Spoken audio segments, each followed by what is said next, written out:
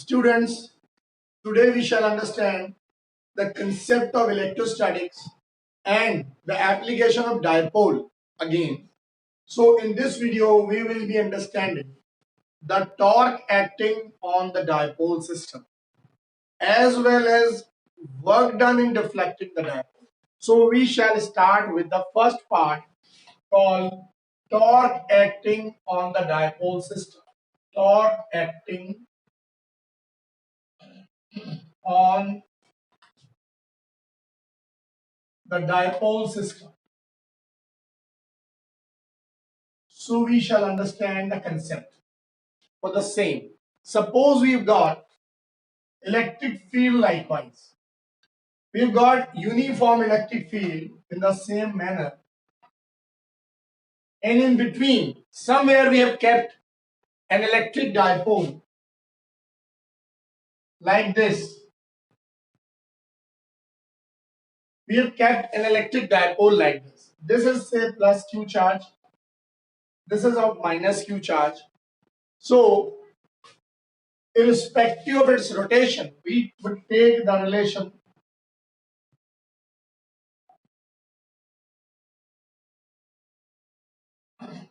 whenever the dipole system is kept inside a uniform electric field, we will see that the forces are acting at different ends, opposite ends.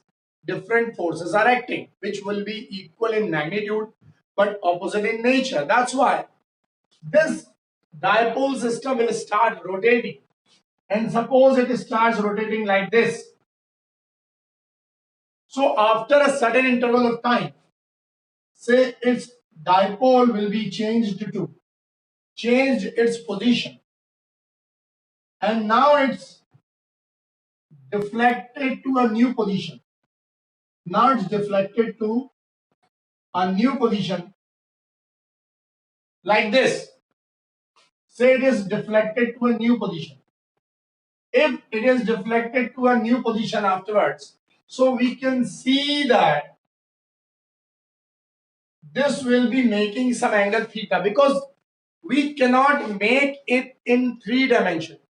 हम इसको 3 dimension में नहीं बना सकते कि वो ऐसा रोटेट करता हुआ नजर आएगा, बट हम इसे ऐसा करके नहीं बना सकते, इसीलिए हमें ऊपर की तरफ दिखाना पड़ता है. That's why we will be considering that the theta will be actually formed with the perpendicular. That's why now what do? We will draw a perpendicular like this. We will draw a perpendicular and we will match these 2 points. एक हम लोग मान लो A point ले लेते हैं, एक B point ले लेते हैं. A और B के बीच में डायपोल एक्चुअली नई पोजीशन पे शिफ्ट हो गया है, और आपको पता है कि डायपोल के बीच का जो डिस्टेंस है वो हमेशा 2L होता है. The distance between the two ends of the dipole is always 2L. You know, it is 2L. Everybody must know this. Theta is the angle with the vertical, and whenever such type of formation is there, we can see that angle ABO, say it is O, point O, where these two perpendicular are meeting. So we will see that this angle ABO, that will also be theta as an alternate interior angle. And one more thing, I told you that in the beginning that 2 different forces are acting at these ends. So what these 2 forces are? So we understood one thing, that electric field is equal to force per unit charge. So what do we get the force as? We will get the force as Q into E. We understand this. So this force is acting at 2 different ends.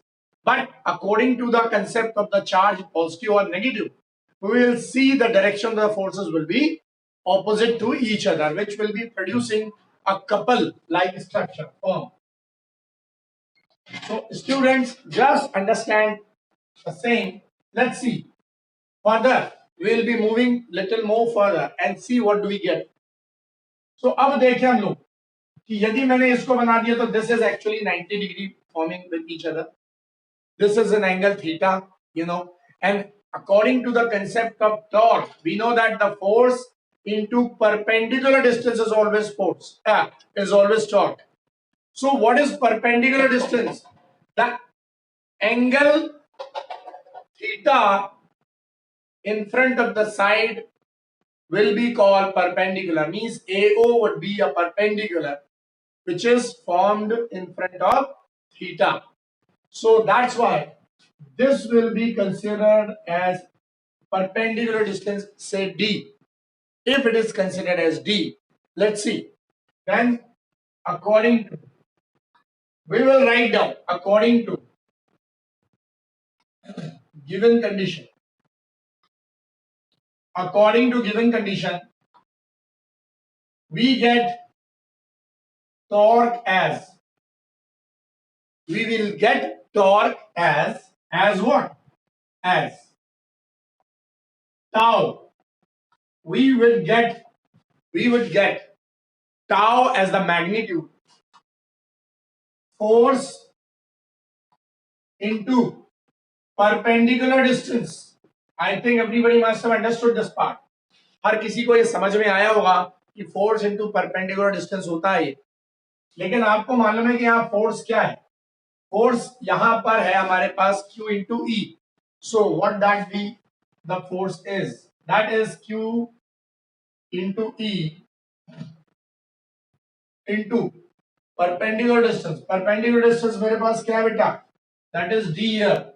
So this is tau right now, but this would be taken as equation number 1 now.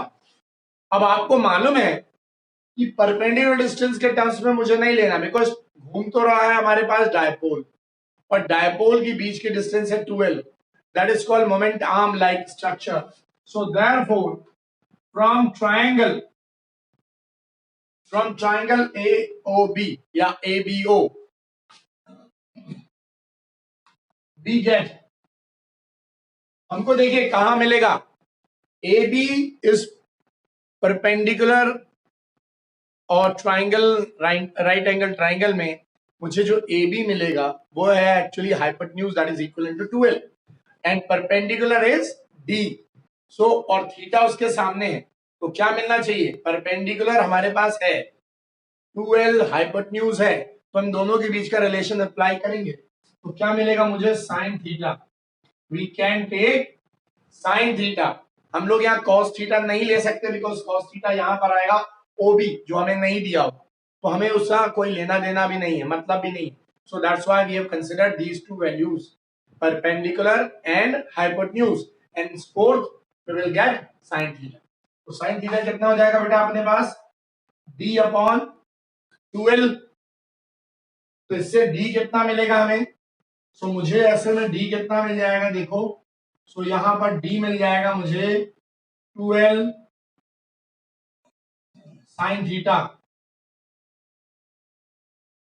12 sine theta. ये हमारे पास मिल जाएगा equation number 2. So we will get d equal to 12 sine theta, equation number 2. ऐसे में क्या होगा? ऐसे में मेरे पास रिजल्ट मिल जाएगा. इस d की वैल्यू को उठा के कहां रख सकते हैं हम लोग? इक्वेशन नंबर 1 में. तो वो अब हम लोग क्या करेंगे यहां समझे.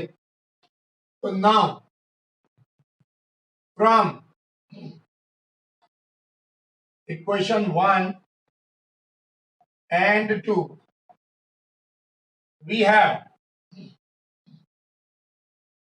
फ्रॉम इक्वेशन नंबर 1 and 2 क्या मिलेगा मुझे? देखना, टाउ, टॉर्क, QE ऑलरेडी है मेरे पास, D कितना है मेरे पास? 12 साइन थीटा,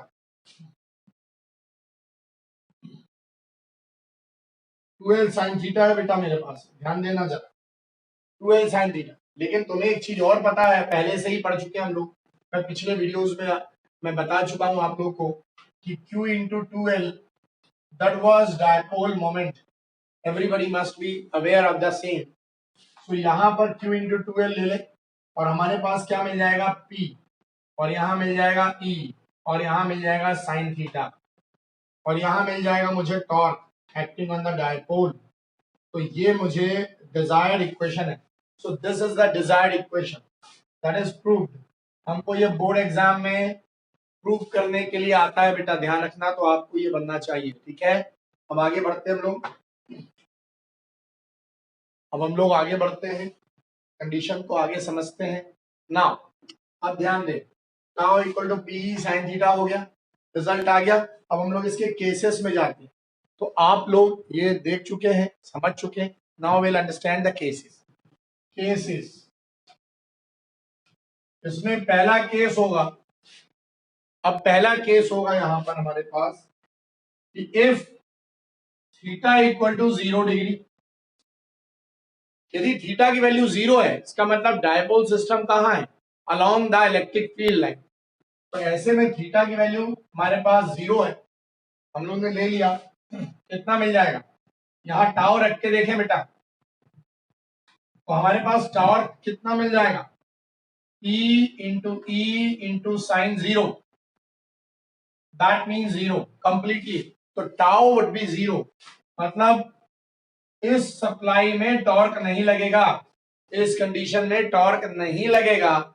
और जब टॉर्क नहीं लगेगा तो इसका मतलब ये स्टेबल होगा, ये बॉडी घूमेगी नहीं, तो इसको बोलते हैं stable equilibrium. This is the condition, this is the condition of stable equilibrium, is the condition of stable equilibrium. ये स्टेबल इक्विलिब्रियम की कंडीशन होगी। आई थिंक आपको समझ में आया होगा। नेक्स्ट अब हम लोग चलते हैं आगे, इसका सेकेंड केस देखें। तो सी केस नंबर 2 देखें इसका, केस नंबर 2 क्या है इसका, देखें कि जब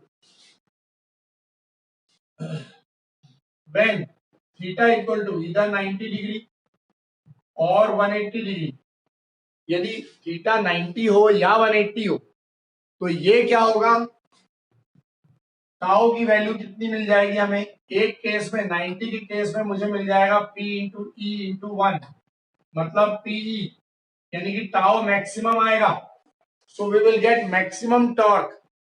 बट मैक्सिमम टॉर्क मतलब क्या, maximum torque means it is deflecting the dipole system to the perpendicular from the origin position. तो यदि डायपोल सिस्टम को ओरिजिन से वो परपेंडिकुलर पे शिफ्ट कर देती है, इसका मतलब 90 डिग्री पे शिफ्ट कर देती है, it means it is making it unstable, henceforth the same term, this is called unstable equilibrium,